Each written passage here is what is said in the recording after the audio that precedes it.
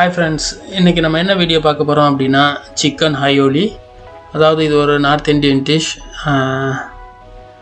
இது வந்து நம்ம யாரும் சவுத் இந்தியன்ல அந்த மாதிரி பண்ணியிருக்க மாட்டோம். ஸோ இது எப்படின்னா மின் சட்னி வச்சு பண்ணுறது ரொம்ப ஹெல்த்தியான ஒன்று.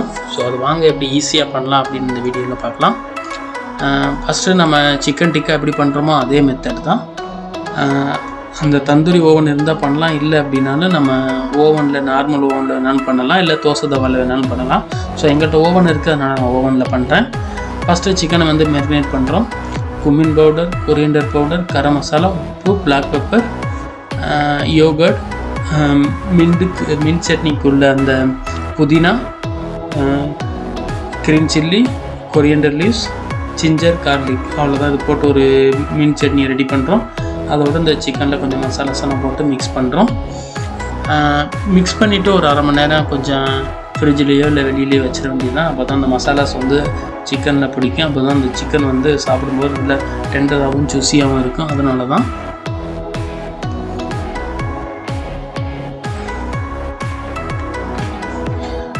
நம்ம இந்த ஐயோலி சிக்கனை வந்து நம்ம வெறும் இந்த டிக்கா மாதிரி கபாப்பாகவும் சாப்பிடலாம், இல்லை அது ஒரு செமி கிரேவியாக வச்சா வேணாலும் நம்ம சாப்பிடலாம்.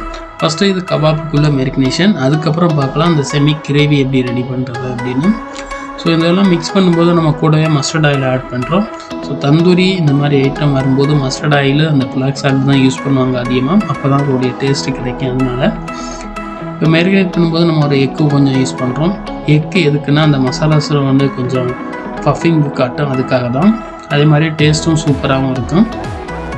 அந்த சிக்கன் வந்து ஓவனில் குக் பண்ணும்போது டக்குன்னு ஹார்ட் ஆகிடாது, அந்த ட்ரை ஆகிடாது, கொஞ்சம் சாஃப்ட்னஸ் இருக்கும். அதுக்காக நாங்கள் யோகர்ட் வந்து மிக்ஸ் பண்ணியிருக்கோம், egg and யோகர்டு.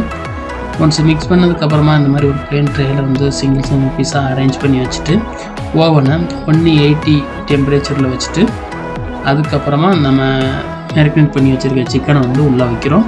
So 15 minutes to 20 minutes enough. அதுக்குள்ளேயும் சிக்கன் வந்து சூப்பராக குக் ஆயிரும். ஏன்னா இது போன்லெஸ், அதனால் வேகமாகவே குக் ஆயிரும்.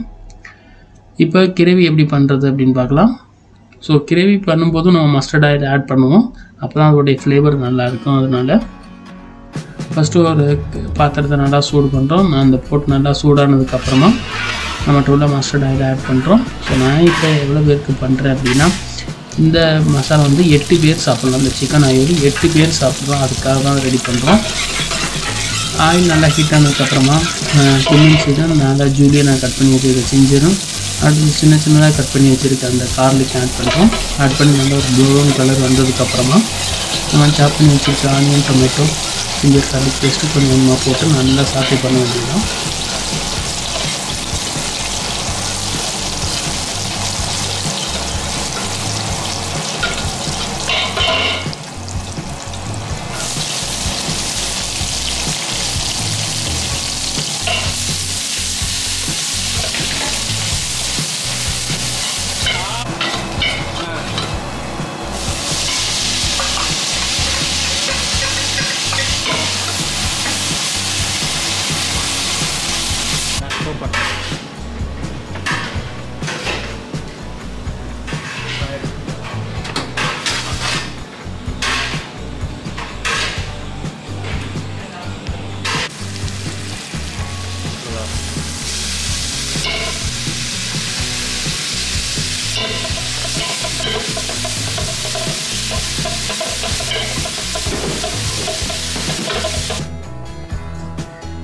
இப்போ ஆயிலே அந்த ஜிஞ்சர் கார்லிக் நல்லா குக் ஆயிடுச்சு. அதுக்கப்புறமா நம்ம மசாலா வந்து 1 by 1 ஆட் பண்ண போகிறோம். ஃபஸ்ட்டு குமின் பவுடர், அதாவது சீரகத்தூள், அதுக்கப்புறம் கரம் மசாலா, அதுக்கப்புறம் கொரியண்டர் பவுடர், சால்ட், கொஞ்சம் பிளாக் பெப்பர் ஆட் பண்ணி நல்லா சாத்தே பண்ண வேண்டியதான். அதுக்கப்புறமா நம்ம ஓவனில் இருந்து ரெடி பண்ணி வச்சுருக்க அந்த சிக்கனை வந்து நம்ம இதோடய ஆட் பண்ணி ஒன்ஸ் நல்லா மிக்ஸ் பண்ண வேண்டியதான்.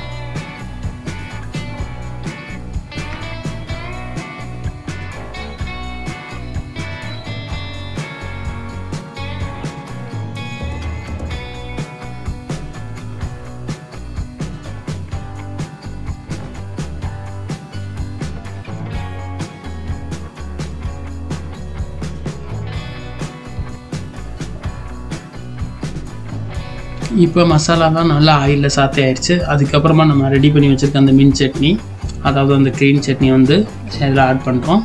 அந்த ஆயிலே ஆட் பண்ணி நல்லா சாத்தே பண்ணுறோம். கொஞ்சம் அந்த பச்சை வாசனை போகிற வர நல்லா சாத்தே பண்ண முடியாது. அதுக்கப்புறம் நமக்கு எவ்வளோ தேவையான வாட்டரோ, ஸோ 4 பேருக்கு நம்ம செமி கிரேவியாக பண்ணுறோம் இல்லை கொஞ்சம் லிக்விடாக பண்ணுறோம் அப்படின்னா அதுக்கேற்ற மாதிரி நம்ம வாட்டர் ஆட் பண்ணிவிட்டு கொஞ்சம் அதை நல்லா பாயில் பண்ண வேண்டியதான். அந்த ஆயிலே நல்லா கொதிச்சு வரணும். அதோடைய பச்சை வாசனைலாம் போகிற வர நல்லா சாத்தே பண்ண வேண்டியதான். அதோட கொஞ்சம் நம்ம சால்ட் வந்து ஆட் பண்ணியிருக்கோம். இப்போ அந்த ஓவனில் உள்ள அந்த ரோஸ்ட் பண்ண அந்த சிக்கன் அயோடு டிக்காவை வந்து நம்ம ஆட் பண்ணுறோம்.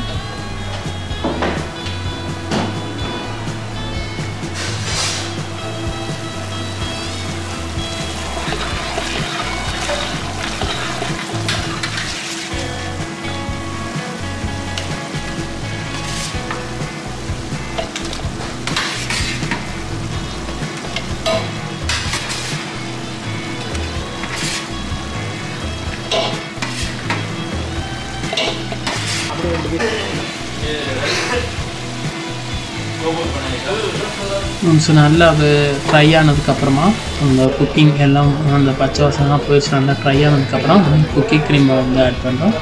ஸோ நார்த் இந்தியாவில் எல்லாருமே அதிகமாக யூஸ் பண்ணுறது இந்த குக்கிங் ஆயில் தான், குக்கிங் க்ரீம் தான். க்ரீம் அப்படின்னு கேட்டால் மார்க்கெட்லேயே கிடைக்கும். இது வந்து மில்க் ப்ராடக்ட்டில் பண்ணுறது தான். ஸோ அந்த க்ரீம் ஆட் பண்ணி நல்லா கொதிக்க விட வேண்டியதான். ஸோ நம்ம இறக்கப்புற டயத்தில் என்ன பண்ணுறோம் அப்படின்னா கொஞ்சம் பட்டும் கொஞ்சம் கொரியண்டர் லீவ்ஸ் ஆட் பண்ணி வைக்கிற வேண்டியதான்.